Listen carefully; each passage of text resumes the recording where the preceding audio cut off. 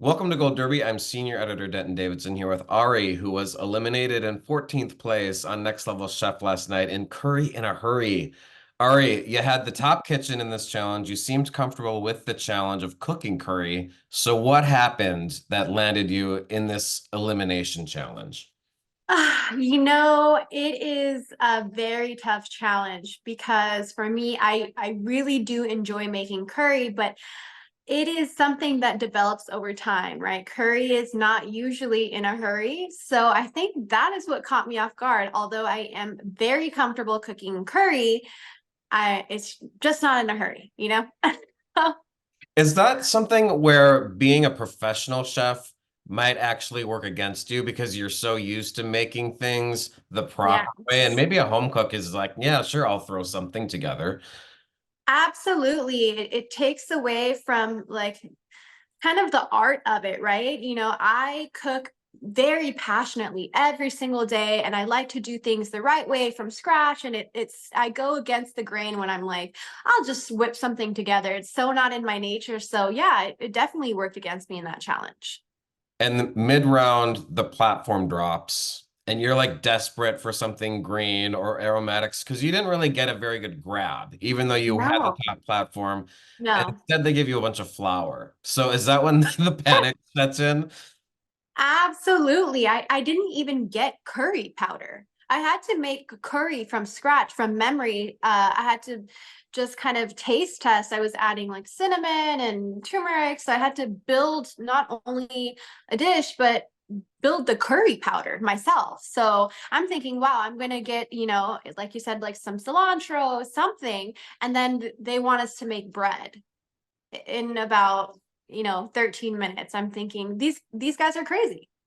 When the judges taste your dish, the consensus just seemed to be that there was too much turmeric sauce in the sauce. How were you feeling in that moment? Like, did you think you'd be going into elimination? Were you hopeful Motto could pull off the win and save you? Because he was close. I mean, I think he Yeah, probably got second place. I was heartbroken. I tasted it and I was proud of it, right? Because I'm thinking, everybody got a curry paste, everyone got a curry powder, and I'm like, I built this from scratch. They're really going to give me some credit. And of course, it was just it's a tough crowd. And Nyesha decided to put you in the elimination. Were you surprised by that? And No. like, were you nervous heading into that? I was not surprised at all. If you saw the previous episode, you saw the ostrich meat, and I thought if anyone is gonna be put into elimination, it has to be me, right? I'm coming from a mentor standpoint. Like, who am I gonna throw in the fire that needs to prove themselves? It was me, and I wasn't nervous at all. Like I said, I've made curry and butter chicken many, many times, so I went in and I was like, "Oh, this is gonna be great." And while watching the episode, there was some criticism that you grilled the chicken rather than cook it in the sauce for the butter chicken. And it Right. didn't fully get grilled on both sides. And then, so what was the most difficult part of that challenge for you and in that stressful and time-controlled environment? I think you get such a small time frame that you have to think, within a second, 2 seconds, 3 seconds, whatever it is.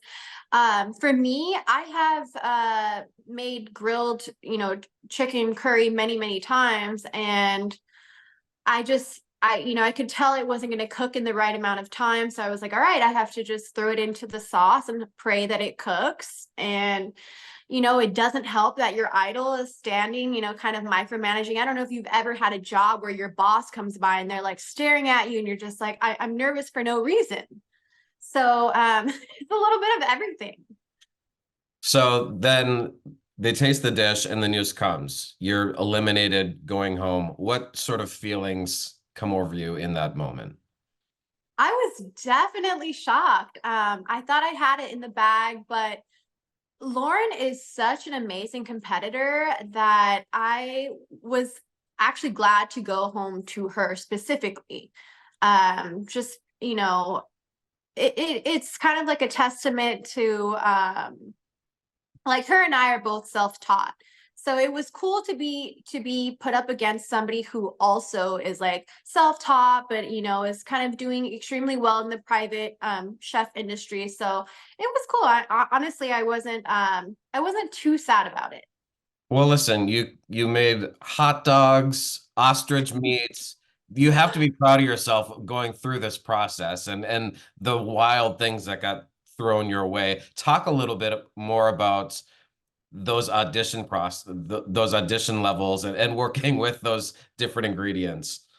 Yeah, like you said, I am very proud of the range of, different dishes that I, challenge myself with. But I mean, it is exactly like you would imagine, right? You get there and right away they put you to the test. They throw you in the competition. You have no time to think or look around. There's no orientation.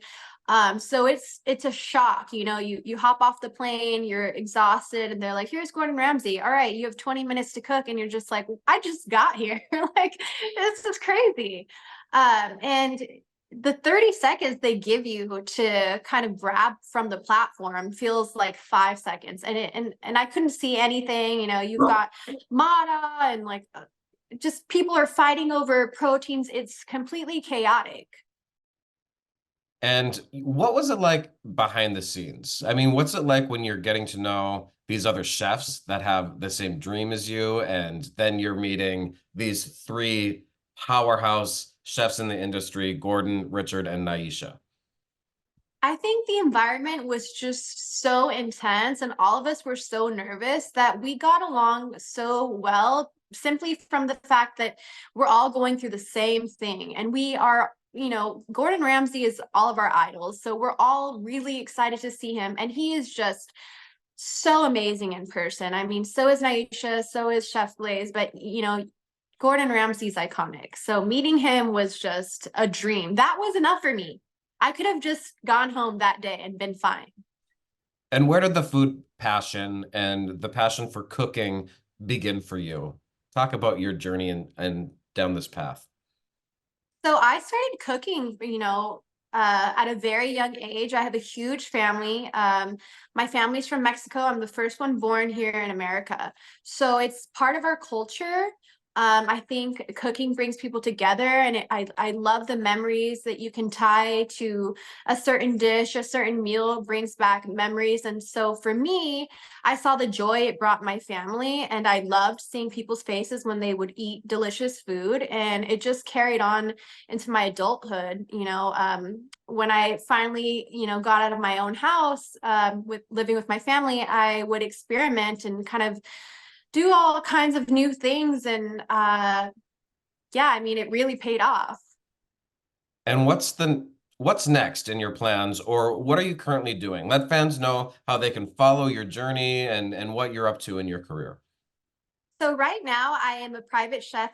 I'm, 5 years strong private chef.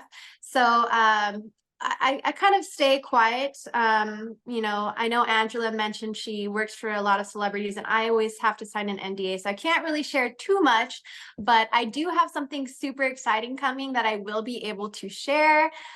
It'll be on my social media, and it's what everyone's been asking for. So I don't know, kind of What a little hint. what is it? Give us your social media so we can make sure we have a link to that as well. So my social media on every single platform will always be at Kitchen Prodigy. Okay. Well, we'll certainly look forward to that exciting news. And Ari, congratulations on making it on the show. I mean, thousands of Yeah, people want to be on there, so it's an accomplishment just to be drafted. And best of thank luck to you you. going forward. And thanks for sitting down with Gold Derby today. Thank you so much. Have a good one.